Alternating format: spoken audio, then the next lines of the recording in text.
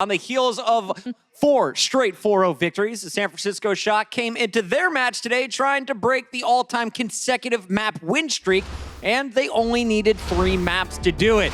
It wasn't pretty, though, in the first half. If you were a Shock fan, I have to say, you were most likely nervous because the Spark came out swinging.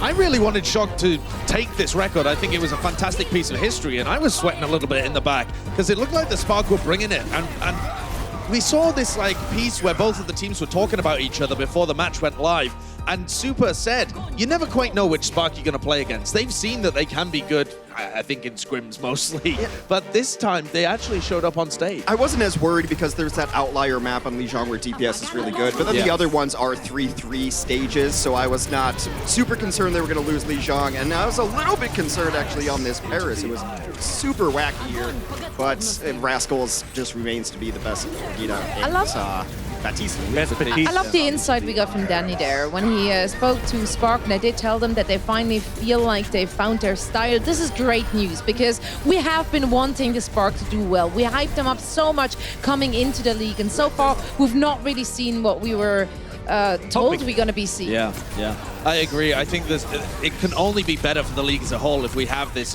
very dangerous DPS aggressive team. See Gushui really frag out, see Crystal on a bunch of heroes that he's great at. IDK finally gets to showcase some of his legendary boops, so I'm excited to see what the Spark can do. And even though they've been floundering, they were still set at 5-5 before this game. So it's not like they've been doing terribly in terms of the overall chances. If they now skyrocket, this could be a decent team.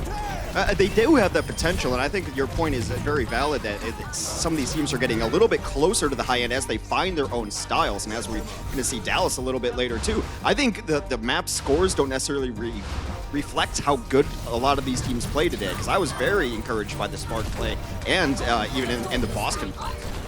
Now, having said that, the San Francisco Shock did continue to ramp up as the series went on, and the second half wasn't as close. And I feel like we have to spend some time just acknowledging what a ridiculous streak they're on at the moment.